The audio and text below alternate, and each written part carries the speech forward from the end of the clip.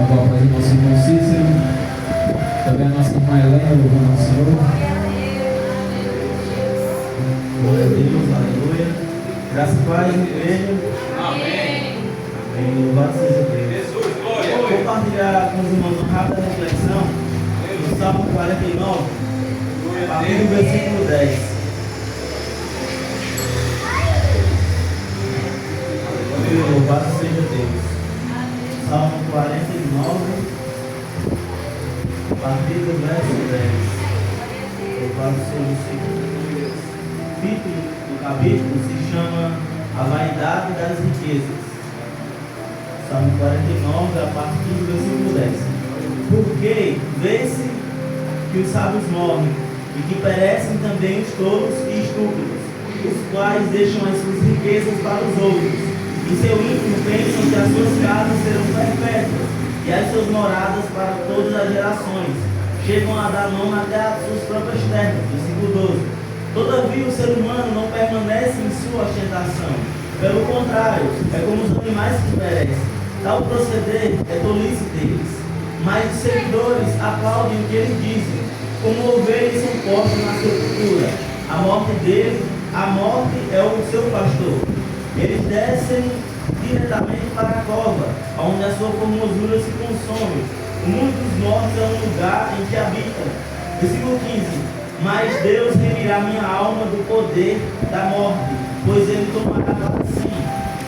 Não tenha medo quando alguém enriquecer, quando aumentar a glória de sua casa, pois quando morrer nada levará consigo, a sua glória não o acompanhará.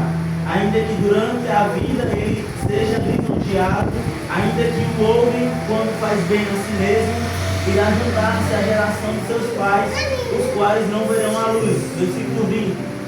O ser humano revestido de honrarias, mas sem entendimento, é como os animais que perecem. Amém? Glória a Deus, meus irmãos.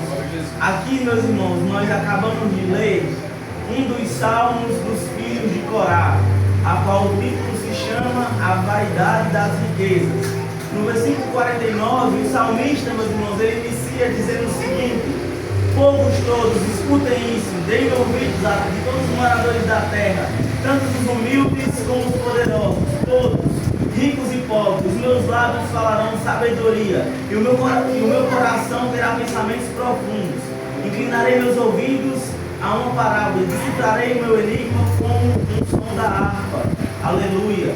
E aqui, meus irmãos, no versículo 49, o salmista ele se pergunta, no versículo 5, ele se pergunta: por que nos dias maus, quando me cercar em iniquidade, eu vou ter medo daqueles que me perseguem, daqueles que confiam em seus bens e se gloriam na sua própria riqueza? Ao irmão verdadeiramente ninguém pode remir, nem pagar a Deus o seu resgate, pois a redenção da alma deles é caríssima, e será a tentativa para sempre, para que continue a viver perpetuamente e não venha a morrer. Aqui, meus irmãos, o salmista ele vai falar de alguns pensamentos profundos que ele tem em seu coração e vai comparar, meus irmãos, os ricos, os povos que confiam demais nas riquezas e colocam ali no seu coração toda a sua confiança nas suas casas e nas suas moradas. O salmista vai chegar até dizer, meus irmãos, que até o próprio nome esse povo coloca em suas terras. E isso é verdade, a gente vê aí muitas terras com o nome de próprias famílias, e essas terras passam de geração em geração. Mas o salmista, meus irmãos, vai dizer que o ser humano ele não permanece em sua ostentação. O ser humano em sua ostentação, o salmista vai comparar ele aos animais que perecem. Percebemos, meus irmãos, que o ser humano, na sua ostentação, quando ele começa a ganhar dinheiro, quando ele começa a se sentir bem na vida, o salmista vai comparar ele aos animais que perecem, aos animais que se perdem. Isso, meus irmãos, é verdade. O salmista vai falar conosco mais uma verdade. Quando das vezes nós vimos pessoas que não saíram do nada, não eram nada na vida, mas Deus deu certo algum negócio, eles ganharam dinheiro e logo, meus irmãos, eles se perdem na vida, assim como os animais que se perdem.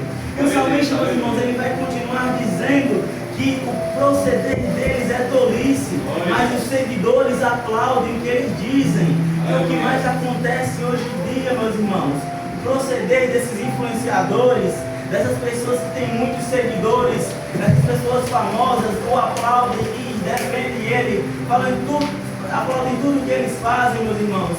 E percebemos que o que eles influenciam é totalmente contra a nossa moral cristã, meus irmãos.